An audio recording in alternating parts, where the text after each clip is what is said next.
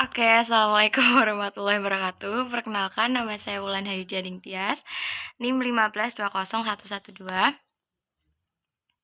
Di sini saya akan menjelaskan materi ilmu tasawuf tentang salah satu tokoh ilmu tasawuf yang bernama Abdus Somad Al-Palimbani.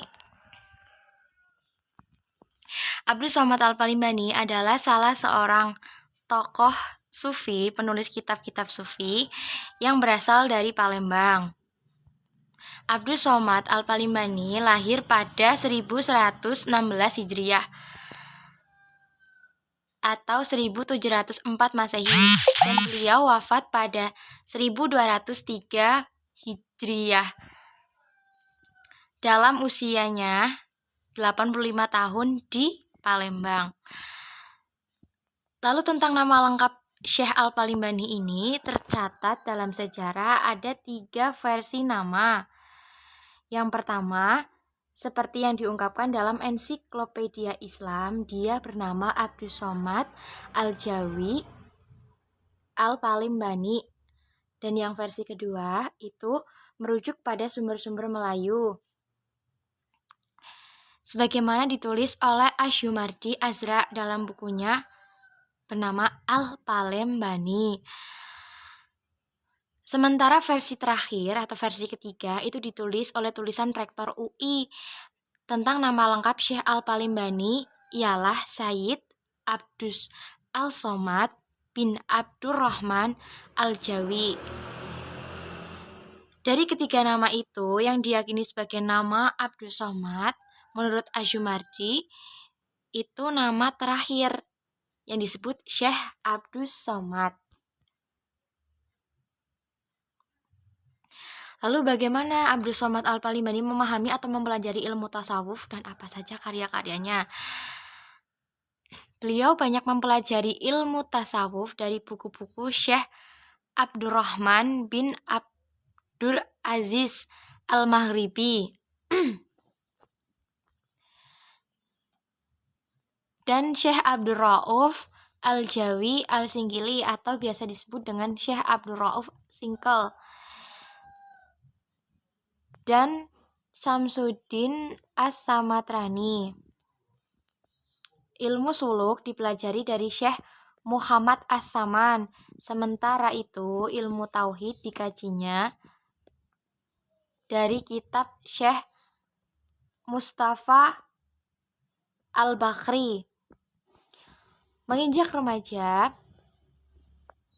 Al-Palimbani memutuskan pergi ke Mekah untuk berguru kepada seorang ulama Mesir. Dia bernama Ahmad bin Abdul Mun'im Ad-Damanhuri.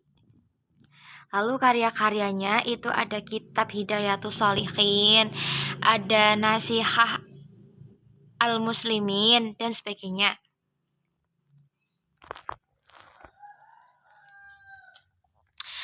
Lalu pemikiran-pemikiran Syekh Abdus Somad Al-Palimbani. Yang pertama, anjuran untuk selalu berkata benar.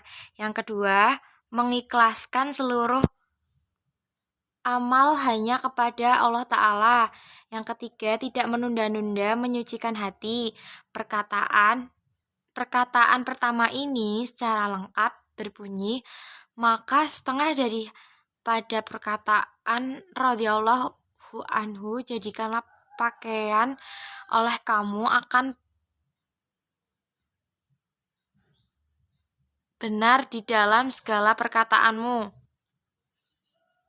Maka bahwasanya ia menyuruhkan di dalam menerangkan akan anggota yang zahir di dalam perbuatan dan ikhlaskan oleh kamu bagi Allah Ta'ala di dalam segala umur kamu. Maka bahwasanya ia menyegarakan di dalam menyucikan akan rahasia fana di dalam hati. Kemudian Abdus Somad Al-Palimbani menganjurkan untuk selalu mengenakan pakaian benar dan ikhlas. Maksudnya mengenakan pakaian secara benar dan ikhlas. Benar dalam setiap ucapan dan perbuatan, terutama benar dalam beribadah. Lebih luas sidqi, diartikan bukan hanya benar dalam perbuatan atau ucapan, tetapi juga benar pada niat, cita-cita, janji, serta benar pada makom atau kedudukan. Benar dalam beribadah termasuk dalam kategori ikhlas karena Allah Subhanahu wa taala memerintahkan agar dalam melakukan peribadatan